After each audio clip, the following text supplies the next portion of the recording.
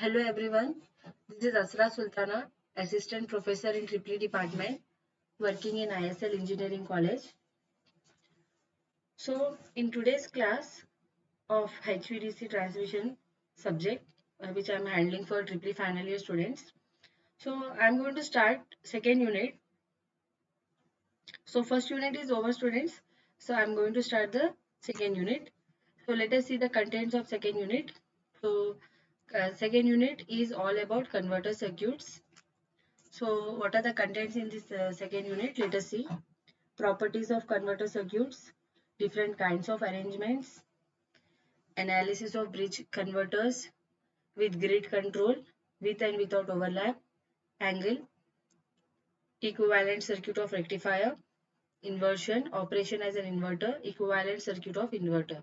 So we are going to study about rectifier and inverter circuits in this second unit. Okay. So let us first see what is the converter circuit. So converter is an electrical circuit which will accept DC input and it will generate DC output of different voltage, usually achieved by high frequency switching action employing inductive and capacitive filter elements. Okay, converter will convert DC input to DC output.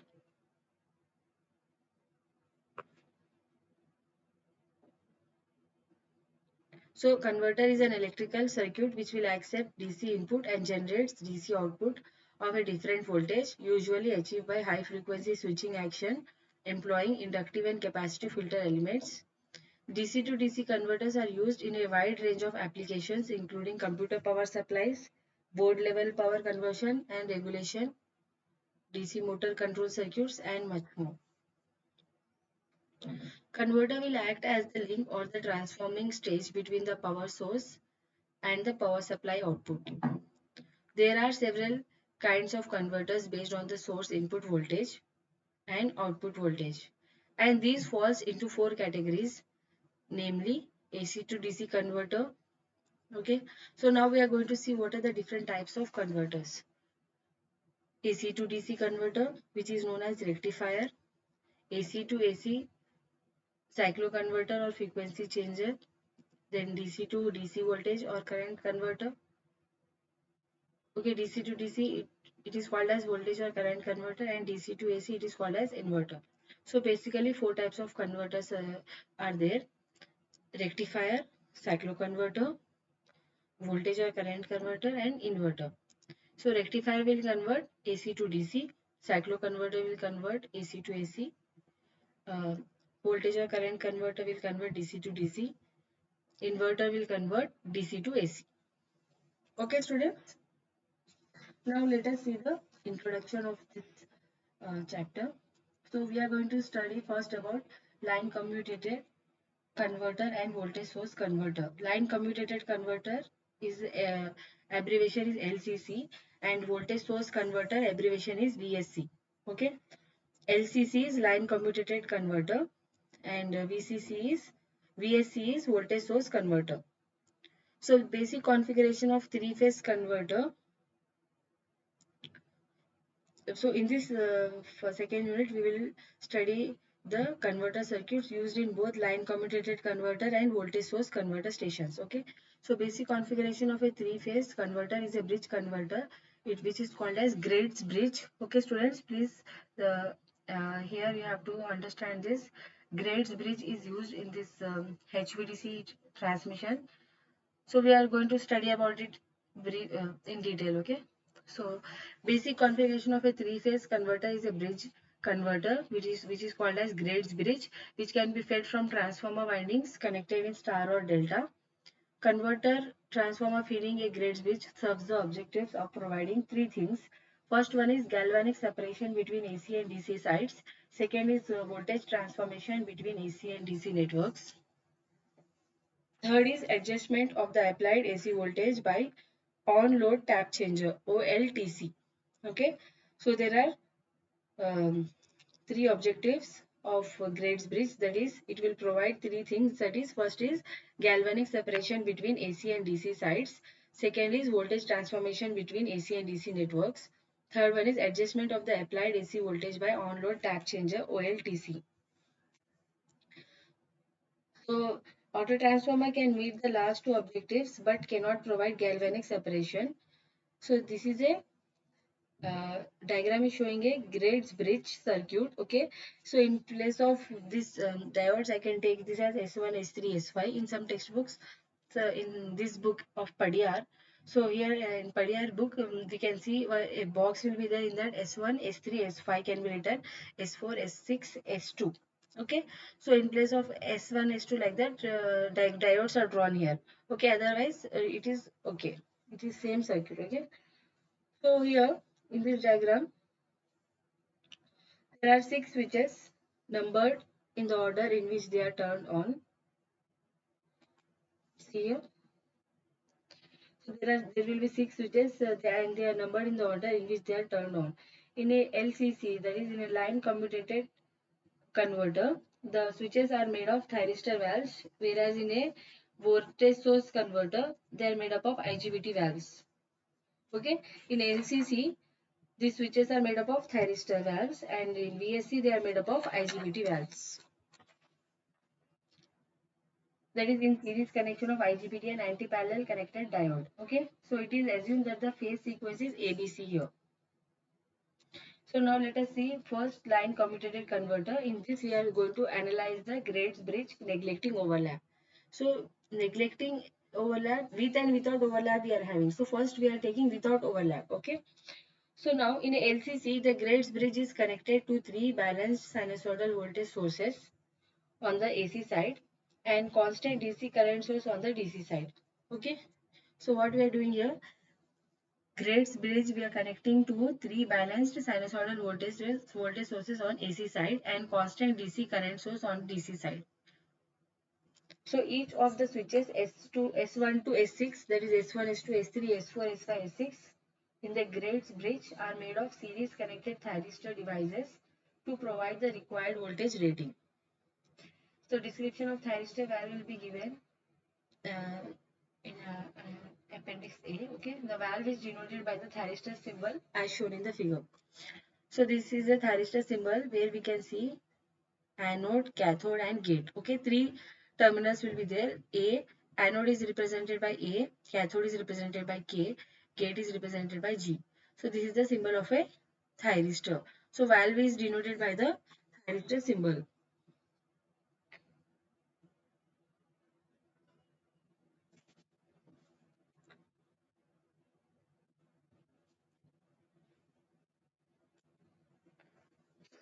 So thyristor valve can be viewed as a switch which can be turned on when the terminal A is positive with respect to terminal K.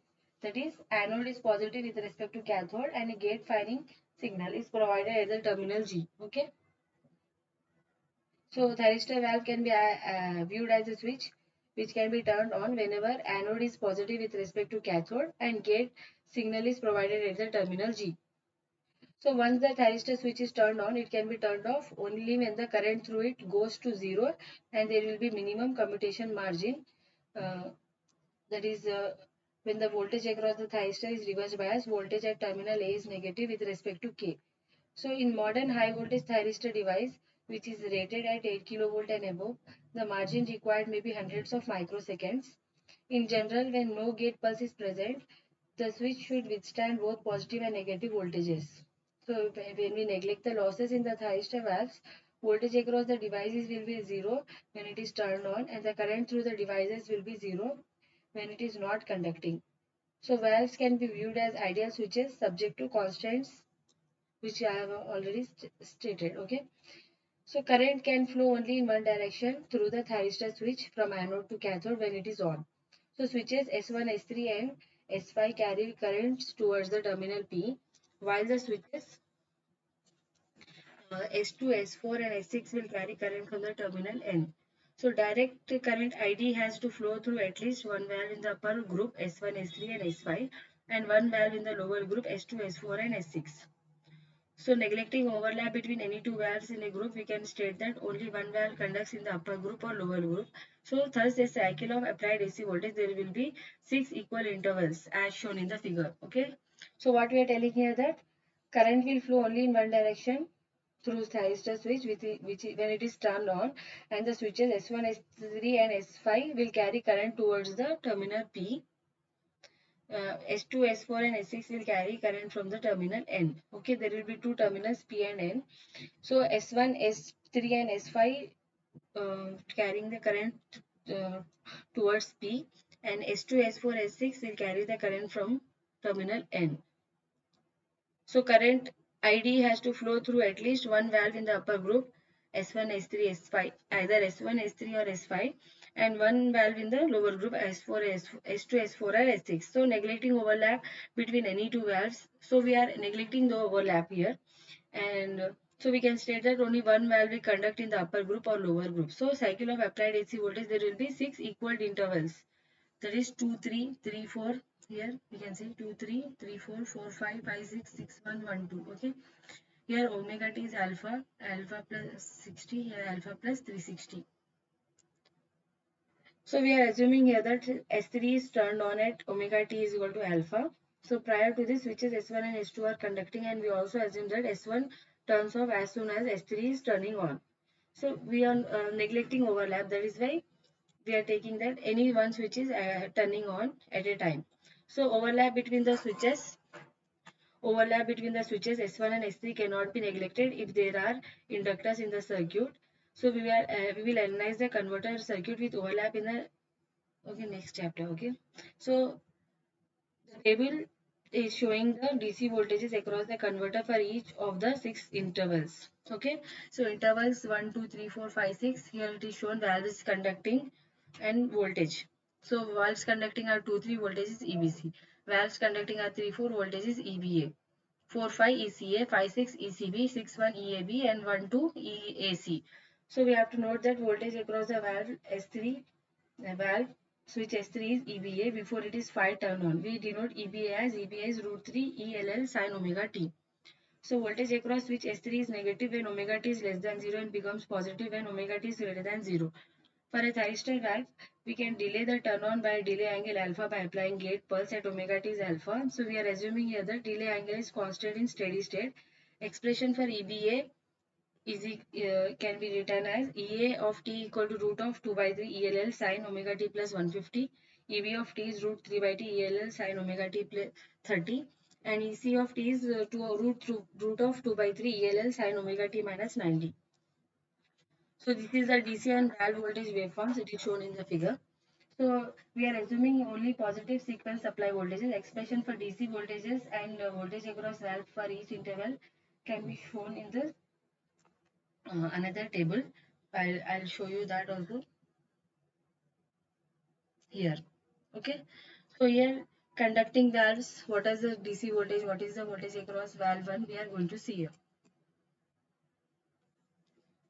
So DC voltage waveform shows that there are 6 pulsations per cycle of the AC voltage. The pulse number, which is defined as the ratio of base frequency of DC voltage ripple to the fundamental frequency of AC voltage for grades bridge is 6. So we also note that average DC voltage reduces as alpha is increased from 0 to 90 degrees. On the other hand, as alpha is increased from 90 to 180 degrees, average DC voltage will be increasing and the ripple content will reduce. So this is the DC and valve voltage waveforms. This is DC voltage and valve voltage. For alpha is 0, 45, 90, 135 and 180 degrees.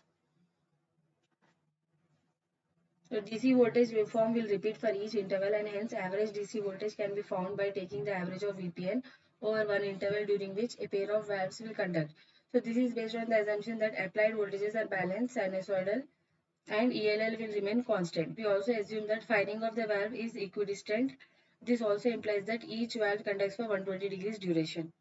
So let us consider the interval corresponding to the conduction of valves 2 and 3. At the beginning of the interval, valve 3 is fired and at the end of the interval, valve 2 is turned off.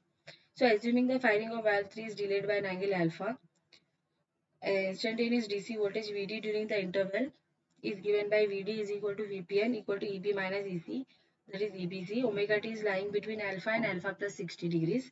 EBA is root 2 ELL sin omega t and EBC is root 2 ELL sin omega t plus 60 degrees. Average DC voltage can be written as 3 by pi. This is the formula for calculating average. Okay, 3 by integration alpha to alpha plus 60 root 2 ELL sine omega t plus 60 degrees. So when we do the derivation and all, so we are going to get VD as VD naught cos alpha. So this equation indicates that for different values of alpha, VD is variable. So the range of alpha is 180 degrees and corresponding VD can vary from VD0 to minus VD0. So same converter can act as rectifier or inverter depending upon whether the DC voltage is positive or negative. So DC, it is to be noted that this is based on the assumption of continuous conduction of current by any valve over the 120 degrees interval. So DC current flow will be unidirectional in that case. Okay. So DC voltage harmonics, let us see. DC voltage waveform contains ripple whose fundamental frequency is 6 times the supply frequency. This can be analyzed in Fourier series and contains harmonics of the order h is equal to 6n, where n is in an integer. So voltage harmonics in the DC voltage is given by VH is equal to root AH square plus BH square by root 2, where AH is 1 by pi integral alpha to alpha plus 2 pi VD cos H theta d theta, and BH is 1 by pi integral alpha to alpha plus 2 pi VD sin H theta d theta. So RMS value of Hth order harmonic in DC voltage is given by VH is equal to VDN root 2 by H square minus 1 into 1 plus H square minus 1 sin square alpha whole power half. Valve voltage waveform. So in the figure we can see that valve voltage waveform which shows three voltage jumps that arise due to commutation.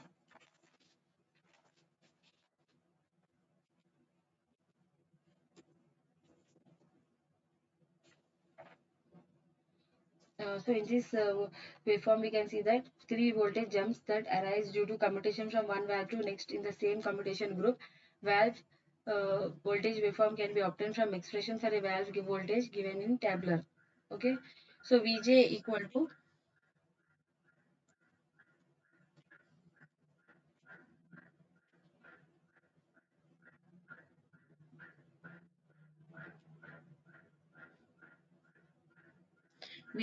root 2 ELN sin alpha, that is pi by 3 VD0 sin alpha. So these voltage will contribute to the line voltage stresses dV by dt across the valve, and valve damping circuits are provided to relieve these stresses. So although alpha can vary from 0 degrees to 180 degrees, full range cannot be utilized. In order to ensure the firing of all the series connected thyristors, it is necessary to provide a minimum limit of alpha greater than 0. So also in order to allow for the turn off time of a valve, it is necessary to provide upper limit less than 180 degrees. Let us see AC current waveform. It is assumed that the direct current has no ripple. This is normally valid because of the smoothing reactor provided in series with the bridge circuit. So the current in a valve winding is determined by currents flowing in the valves connected to that winding. For example, current in phase B is I3 and when valve 3 is conducting, and minus I6 when valve 6 is conducting. So each valve conducts for 120 degrees and valve 6 is turned on 180 degrees. When we see the power factor, PAC is root 3 LL I1 cos alpha.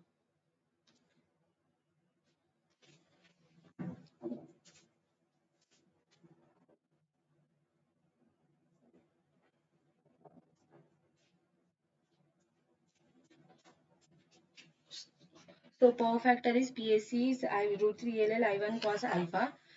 So DC power must match the AC power ignoring the losses in converter. So we get PAC is PDC VDID root 3 ELL I1 cos phi, and cos phi is cos alpha. So reactive power requirements will be increased as alpha is increased from 0.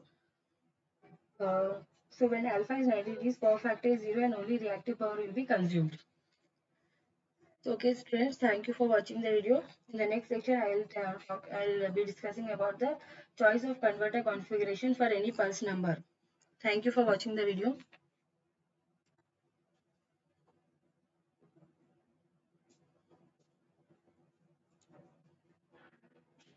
So in today's class, we have started with the second unit. Okay, students.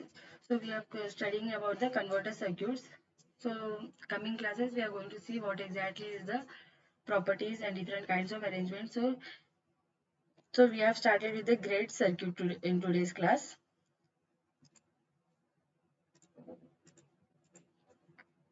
Okay, grades bridge of 135 thyristors and 456 462. there will be arranged. Okay. So thank you students for watching the video.